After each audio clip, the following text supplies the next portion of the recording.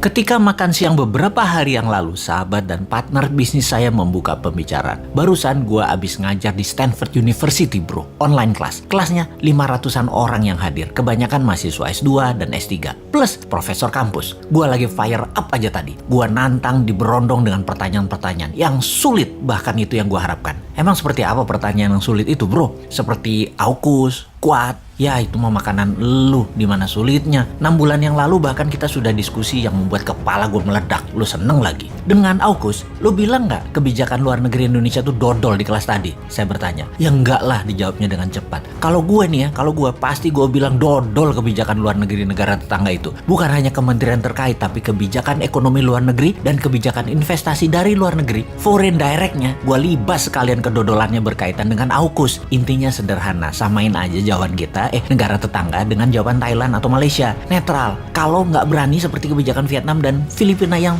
terus terang mendukung AUKUS.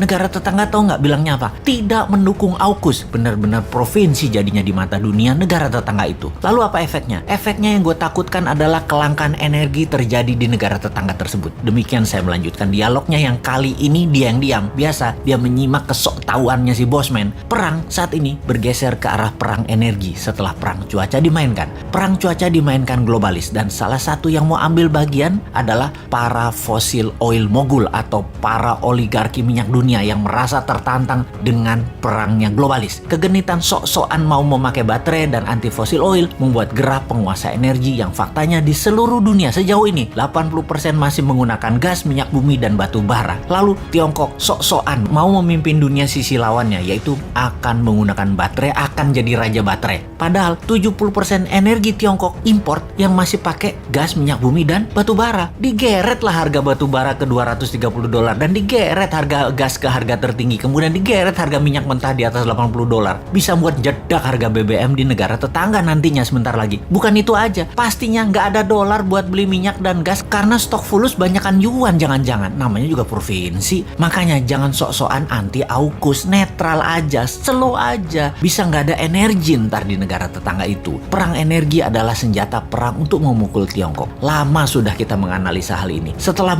perang biologi, perang pangan, perang cuaca, yaitu perang energi sekarang. Nanti berlanjut dengan perang teknologi seperti dihacknya sosmed WA, IG, dan FB baru-baru ini. Perang space atau angkasa atau satelit dan lain sebagainya yang telah kita urai banyak di video-video dan tulisan sebelum ini. Perang energi yang baru diluncurkan ini ada 2 front untuk mengepung Tiongkok. Satu lewat Timur Tengah, yang satu lewat Rusia. Rusia raja gas membuat harga gas naik ke $50 per MMBTU. Sementara di Timur Tengah dipimpin Saudi, oil dinaikkan ke atas $80 per barelnya. Mungkin ke 100. Strategi awalnya dengan mengepung dalam tanda kutip menyerang Eropa, tapi minus Inggris. Inggris kan AUKUS. Yang efeknya beberapa negara Eropa mulai membunyikan alarm peringatan akibat hal ini. Perancis dan Spanyol menyebutkan kenaikan harga gas ini akan berdampak naiknya tarif dasar listrik yang berujung inflasi. Hal ini diperparah dengan Eropa yang sebentar lagi memasuki musim dingin, di mana kebutuhan akan gas meningkat pesat. Dalam krisis ini siapa yang memainkan? Ya bener, konconya Trump, si Putin Rusia itu bersama oligar petroleum Amerika yang di belakangnya Partai Republik yang pastinya gengnya Trump yang memainkan. Fakta lain lagi, Rusia merupakan supplier gas alam terbesar Eropa. Persentasinya lebih dari 43%. Di mana bulan lalu 40 anggota Parlemen Eropa telah menulis surat dan menuduh perusahaan Rusia,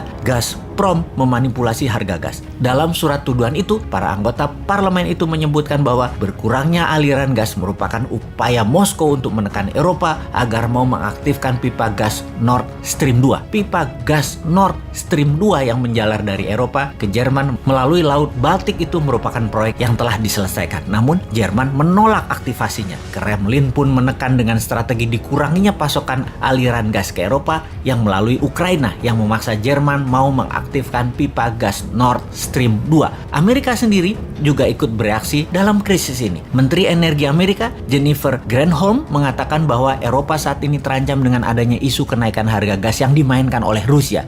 Bisa aja nih Amerika, padahal Amerika yang ngasih go ahead dan Amerika juga yang diuntungkan dengan seal gasnya yang masih berjibun. Di sisi seberang negara tetangga kita jadi punya kemungkinan akan terjadi kelangkaan energi karena efek kepungannya AUKUS beberapa bulan ke depan di tahun 2022. Itulah dodolnya karena menjadi provinsi Tiongkok. Semoga sekali lagi salah lagi nih analisa si Sontoloyo ini.